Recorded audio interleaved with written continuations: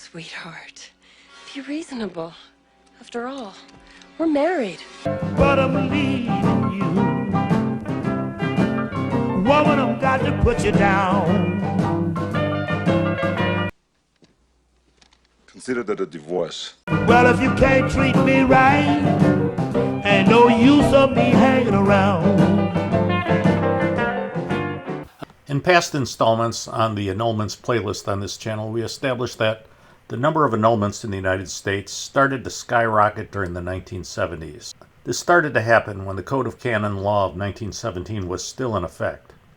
And then the Illicit Code of 1983 was enacted, but it didn't make any significant changes to the Code of Canon Law in regard to annulments.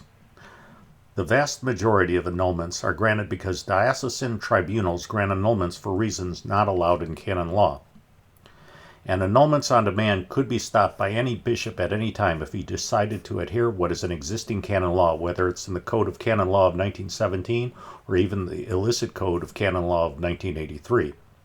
But no bishop has decided to do so.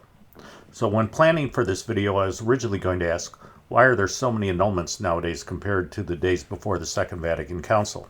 But then I realized that somebody would respond, simple, it's an abuse. And that would be correct. It is at the very least an abuse. So let's dig down deeper. Let's see whether you can answer this question. Why hasn't a single bishop in the United States since the 1970s done anything to limit the number of annulments? As stated, all they'd have to do is follow what's set forth already in canon law. What is preventing them to do so? There's a false dichotomy in the Novus Ordo Church between so-called bad bishops and so-called good bishops.